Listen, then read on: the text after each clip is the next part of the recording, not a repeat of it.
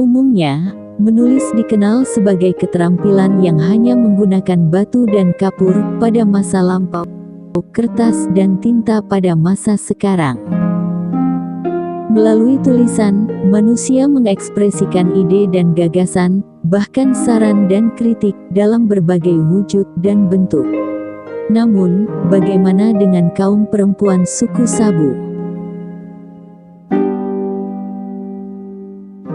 Perempuan suku Sabu menulis kisah tentang pengalaman pribadi, keluarga, dan kelompok atau biasa disebut marga, bahkan masyarakat dan lingkungan mereka dalam motif-motif tenun ikat. Tenun ikat suku Sabu ada dua bentuk, sarung untuk wanita, dan selimut untuk kaum pria. Motif tenunan menjadi simbol sejarah perempuan Sabu yang berisi banyak cerita tentang tuturan pengalamannya.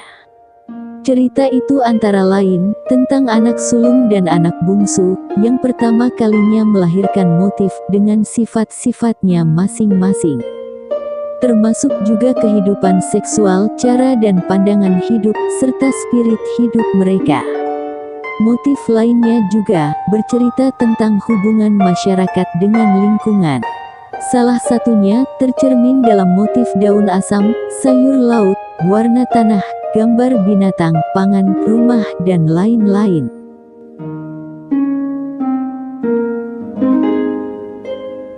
Oleh sebab itu, penempatan warna dan motif juga merupakan dokumentasi sejarah yang diwariskan sampai generasi berikut melalui pengajaran perempuan kepada keturunan mereka. Dalam kehidupan masyarakat Sabu, pengajaran itu diwariskan dengan 3 cara.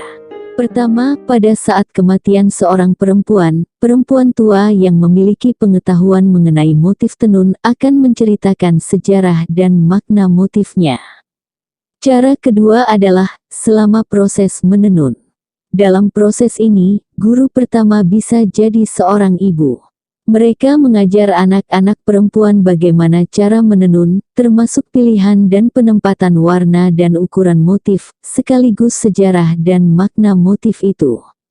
Cara ketiga adalah, masing-masing orang sesuai dengan daya nalar dan kemampuan mereka, mencoba untuk belajar menangkap makna dari motif tenunan itu sendiri.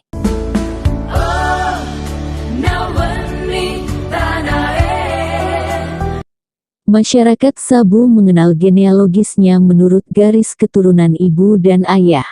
Garis keturunan ayah disebut Udu atau klan, sementara garis keturunan ibu disebut Hubi atau Mayang.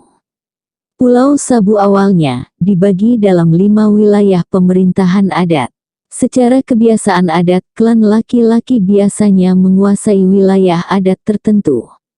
Sedangkan perempuan dapat melintasi batas wilayah karena kawin-mawin antar wilayah adat. Sebab itu, motif-motif tenunan yang dikerjakan oleh perempuan tersebar di seluruh wilayah adat Sabu. Artinya, motif itu tidak terbatas pada wilayah tertentu saja. Melalui sejarah tutur tentang orang Sabu pada masa Muji Babo dan adiknya Lou Babo generasi ke-46 dalam silsilah orang Sabu. Mereka inilah yang awal mula membuat kain tenunan Sabu. Menurut cerita, Muji Babo dikenal sebagai anak perempuan yang rajin bekerja dan menenun. Sementara adiknya Lou Babo tumbuh menjadi anak yang agak manja. Terkadang Muji cemburu terhadap adiknya yang dimanja oleh orang tua mereka. Lou Babo hanya bisa mengumpulkan biji kapas dalam wadah-wadah anyaman. Karena sering menenun, Muji Babo acap kali pamer hasil karyanya dan mengejek-ejek Lou Babo sebagai orang yang tidak bisa menghasilkan apapun. Karena Lou marah dihina terus oleh kakaknya, maka terjadilah pertikaian di antara keduanya. Sebab perselisihan itu, orang tua mereka membagi peralatan tenun. Sejak itu, Muji dan Lou sepakat untuk membagi peralatan tenunan. Pembagian itu dilakukan secara simbolis dengan pembagian sari nila yang biasanya digunakan sebagai pewarna benang tenun ikat. Sari nila itu diambil dari satu periuk kemudian dibagi untuk Muji dan Lou. Muji sebagai kakak menimba Sari Nila bagian atas dan lebih banyak dari dalam periuk itu sebab lebih banyak itu dianggap lebih baik. Sedangkan Sari Nila sisa dalam periuk adalah milik adiknya Lou Babo. Namun, ada hal yang tidak disadari oleh Muji Babo, bahwa air nila sisa yang ada di bawah periuk adalah yang paling bermutu. Artinya, Lou Babo diuntungkan dari sikap Muji Babo. Inilah awal mulanya yang menjadi dasar pembagian motif, sekaligus pembagian mayang atau hubi di kalangan perempuan suku Sabu. Lebih lanjut dituturkan, karena Muji Babo mengambil Sari Nila lebih banyak, maka dia beserta keturunannya disebut sebagai pemilik motif mayang besar atau hubi ae. Sementara Lou Babo, karena memperoleh Sari Nila lebih sedikit, maka seluruh keturunannya disebut sebagai pemilik motif mayang kecil atau hubi iki. Inilah awal mula pembagian genealogis perempuan suku Sabu, dengan simbol motif sarung tenun ikat. Tradisi kepemilikan motif secara genealogis, tampak pada peristiwa pernikahan dan kematian di Sabu pada masa lalu dan masih terus dipelihara hingga kini. Seorang perempuan dari mayang besar atau hubi ae dan mayang kecil atau hubi iki, saat meninggal dunia, akan dipakaikan sarung dengan motif menurut asal genealogisnya masing-masing. Namun, dalam perkembangannya, motif-motif tenun ikat di Sabu ada yang diberi nama sesuai nama tokoh perempuan Sabu yang dihormati oleh pembuatnya.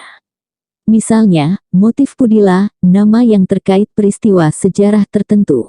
Motif Piri Galena, atau nama lingkungan alam. Video saya berikutnya, coba menceritakan sekilas beberapa motif buatan keturunan Muji Babo dan Lou Babo dan keturunan serta cerita di baliknya. Untuk mendapatkan pemberitahuan atau mendapatkan videonya, silakan bunyikan bel notifikasinya, dan jangan lupa buat yang baru bergabung klik tombol subscribe-nya. Terima kasih sudah melakukannya. Helamat Tonai Tudi Hari Alle.